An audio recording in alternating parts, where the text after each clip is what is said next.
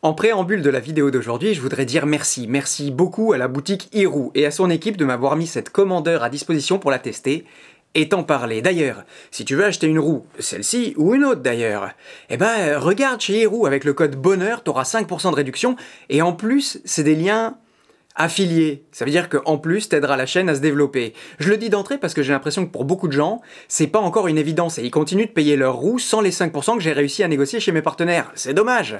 D'ailleurs, en attendant un site internet qui sera bien fait où tu pourras trouver plein d'informations mieux organisées, la liste des partenaires, elle est en description de la vidéo. Voilà. Maintenant, la version courte de la vidéo d'aujourd'hui, c'est que la Extreme Bull Commander, elle réussit le tour de force de faire rentrer 2800 watts de moteur et 3600 Wh de batterie dans un format roulable. Dans un gros bébé, d'accord. Mais quand même, elle reste une bête apprivoisable. On est bien d'accord, c'est une grosse roue, hein. Mais dont le corps n'est pas aussi énorme que les spécifications l'annonceraient. Et ça me plaît. La grosse précision, c'est que cette Commander, elle embarque la plus grosse capacité de batterie jamais installée sur une roue, à égalité avec la Monster Pro. Mais dont le gabarit, justement, peut faire flipper. Ici, on l'a en condensé. Voilà. Maintenant, pour la version plus longue et plus détaillée de la vidéo, reste avec moi et c'est parti!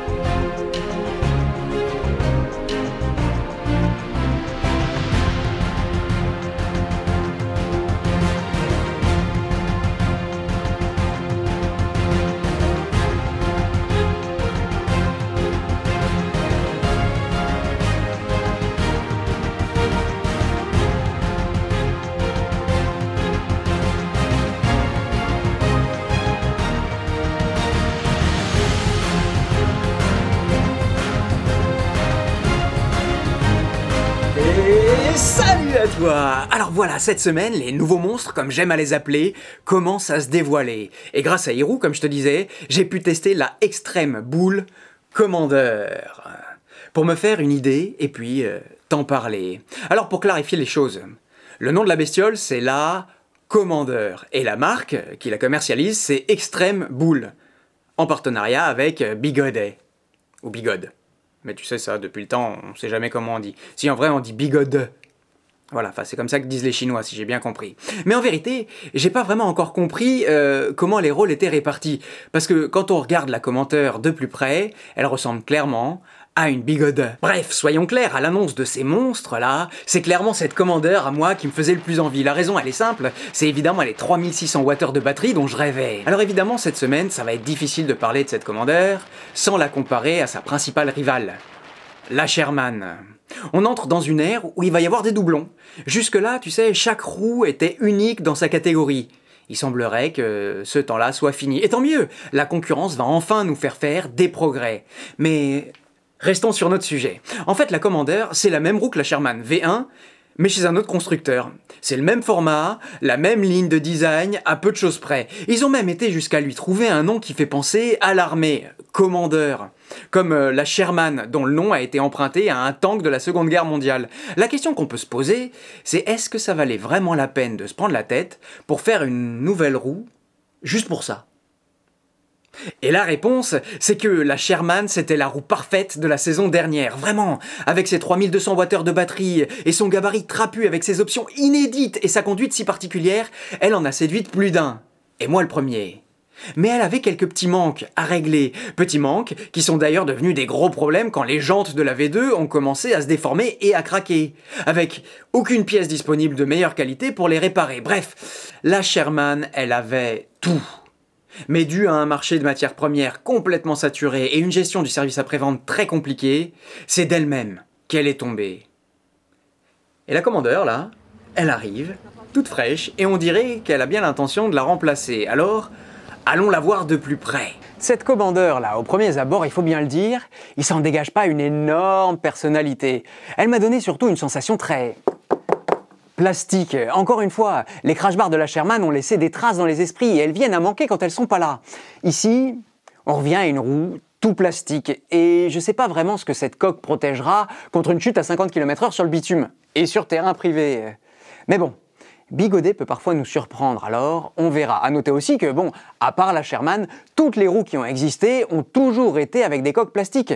Donc c'est pas non plus un point auquel il faut se limiter. Et puis, en vrai, à part la coque, ça fait costaud tout ça. Mais voilà, pour ce qui est des finitions et de la qualité, comme on dit par ici, même s'il y a eu beaucoup de progrès, il faut le noter, c'est quand même du got wet ou craché. Et on sera nombreux à le regretter, cela dit. Ça fait quand même des années qu'on s'y fait et qu'on prie pour que ça puisse changer, mais ça fait aussi des années que modèle après modèle, les Gotway, devenus Bigod et ici en partenariat avec Bull, nous ont jamais vraiment lâchés. Oui, la qualité et les finitions affichées d'entrée sont pas à la hauteur. Mais on a quand même un bon résultat d'un point de vue fiabilité.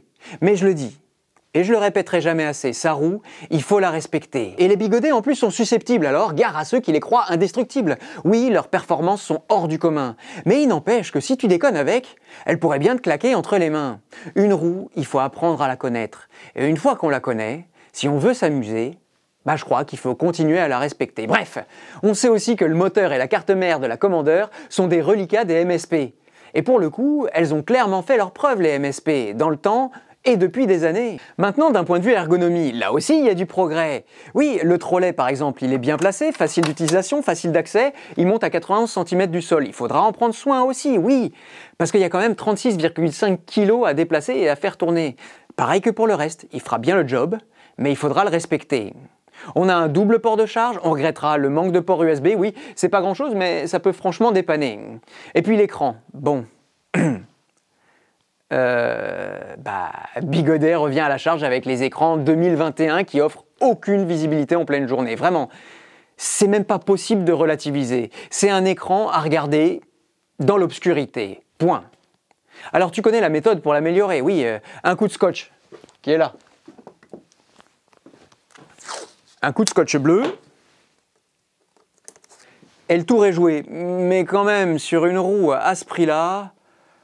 Bref, vivement que Bigodet se mette au diapason sur les finitions. Pour ce qui est de l'éclairage maintenant, écoute, moi, je le trouve bon. Il donne l'impression, oui, c'est vrai, de moins éclairé que celui de la Sherman. Mais en fait, moi, je le trouve plus précis. Il éclaire un couloir devant soi. Et il augmente quand on se met à rouler. Donc, clairement, il ne faut pas faire les comparaisons à l'arrêt. La Sherman, je dirais qu'elle éclaire... un halo lumineux comme ça, mais c'est moins précis, moins bien organisé. Et en plus, celui de la Sherman, il a tendance à clairement éblouir les passants. Alors que là, non. Pour ce qui est du phare arrière, pas grand chose à signaler. Et puis, on a des rubans LED sur les côtés pour un peu plus de personnalité. Après, on a un garde-boue qui peut faire office de béquille pour la poser, mais c'est plutôt dans un endroit calme et sur une surface bien nivelée, parce que c'est très loin d'avoir la stabilité de la béquille de la V12 qui est devenue ma référence, oui, en la matière. D'autant que la béquille ici, elle est en plastique, là où sur la V12, elle est en métal. Je ne sais pas combien de temps ici ça va tenir avant de se cabosser. Pour les adeptes de musique embarquée maintenant, on a ici 2 enceintes Bluetooth pour écouter sa musique préférée. Elles sont là, mais on va pas se plaindre, hein. Mais j'aurais quand même 2-3 questions à poser à la personne qui a choisi leur position. Maintenant, si tu dois porter les 36,5 kg que pèse la roue, pas de coupe-circuit, mais 2 grosses poignées qui nous rappellent étrangement, encore une fois, celle d'une autre roue qu'on connaît. L'avantage ici, c'est que le bouton d'allumage est très bien placé. Juste là. Bref, pour ce qui est de la double poignée, encore une fois, la Sherman avait ouvert le pas et Bull l'a emboîté. D'ailleurs, un mot sur ces poignées. Vraiment très pratique en cas de freinage d'urgence, tu sais. Je l'avais réalisé avec la Sherman, mais j'avais oublié. Enfin non, cela dit, je l'avais peut-être dit. Bref, très pratique, ces poignées-là pour attraper la roue et vraiment la faire basculer vers l'arrière. D'autant que, on va en reparler, mais cette roue-là, elle a plus de coupe que la Sherman, donc elle risque pas ou elle risque moins de couper au freinage. Et puisqu'on en est là, vraiment, je t'en avais déjà parlé, mais ce qui me manquera sur la Commander, c'est en effet les crash bars, qui offraient une personnalisation de la roue presque illimitée. Ici, j'attends de voir ce que les acteurs de la communauté vont inventer, mais par exemple, pour le siège, je ne sais pas ce qu'ils vont pouvoir trouver. C'était quand même beaucoup plus facile de faire des accessoires à mettre sur des tubes que sur des poignées un peu... Comme ça, quoi. D'ailleurs, pour ce qui est de la personnalisation de la roue, on a bien vu que la communauté a été très active pour trouver tout un tas d'idées pour améliorer la Sherman. La question que je me pose, c'est si ce sera la même chose pour la Commander. Oui, parce que la Sherman, elle a été tellement vendue que tout le monde s'est penché sur la personnalisation. Et je suis pas certain que le nombre de ventes de la Commander soit suffisante pour qu'il y ait une vraie émulation. Tu sais, une émulation active qui fait qu'on peut tout trouver pour la personnalisation. Ça, on verra. Maintenant, on va rouler. Et sur la route, la première chose qui m'a marqué, c'est que la Commander paraît beaucoup plus maniable, là où la Sherman est beaucoup plus ancrée, assise dans le sol. Et cette différence, je vois que le pneu qui peut l'expliquer. Tous les autres paramètres, hauteur de pédale, hauteur du corps de la roue, elles sont semblables en tout point. Et pour avoir testé la Sherman avec d'autres pneus que celui d'origine, je te confirme qu'un pneu, ça peut tout changer. Ensuite, comme je viens de le dire, on a un gabarit de roue en tout point identique à celui de la Sherman. Donc, on garde cette, polyvalence à l'usage. C'est drôle, hein? Parce que, inconsciemment, je ne saurais pas expliquer. En roulant, on dirait que la Commander, elle est plus haute. Mais c'est pas vrai, hein?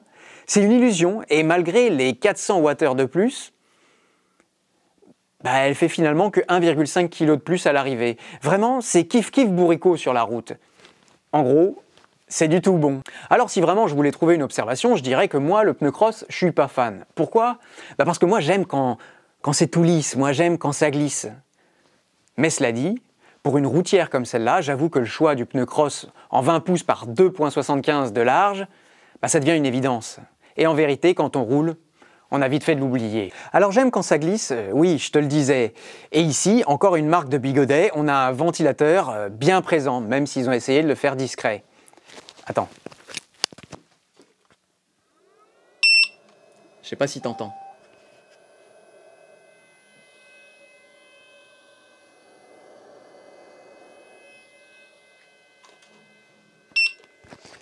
Bon. Et puis ils l'ont fait discret, mais est-ce qu'ils l'ont pas fait un peu trop discret? Oui, on dirait bien, parce que la Commander, elle aurait des problèmes de chauffe, il paraît. Et ça, moi je demande à vérifier dans le temps, parce que quand moi j'ai roulé dessus, il faisait au maximum 10 degrés, donc j'ai pas grand-chose à signaler sur le sujet. Voilà, maintenant je crois que c'est le moment de faire une petite digression. Tu m'entends me plaindre du bruit du ventilateur, et c'est vrai que quand je vois les systèmes de refroidissement passif de la V12 par exemple, ça fait rêver. Mais je viens de te dire aussi qu'on avait un moteur de 2800 watts et une batterie de 3600 Wh pour une roue qui fait que 36 kg. Et c'est là où pour le moment, sur une roue, on ne peut pas avoir toutes les options. Je te parlais d'un manque certain de qualité en début de vidéo, ok. Mais la qualité, on l'a vu avec la V12. Et on le verra encore, je pense, dans les prochains mois.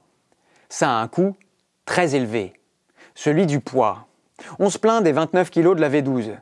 Que dire des 44 kg de la Abrams? Et Bigodet nous annonce une nouvelle EX à 47 kg. Donc maintenant, il faut aussi redescendre sur Terre et comprendre que pour le moment, il faut faire des choix. On ne peut pas avoir 3600 Wh de batterie, une construction comme la V12 et un poids raisonnable pour ce qu'on a. En fait, je pense que cette Commander, elle a fait ses choix, portés par la philosophie de Bigodet. Le choix des spécifications à outrance. Et j'ai même envie de dire qu'on est à un tournant peut-être, que bientôt, les spécifications, ce sera plus vraiment la priorité. Et ceux qui en voulaient toujours plus, ils auront plus que leurs freins à ronger et une belle époque à regretter. Aujourd'hui, tout le monde veut plus de qualité. Les constructeurs commencent à répondre à cette attente. Et alors, tout le monde se demande où sont passés les packs de batterie dont on n'avait jamais assez, tu sais, et ces roues légères, faciles à manipuler? La réponse, c'est que tant qu'on n'aura pas des batteries plus légères, les deux pourront jamais se marier.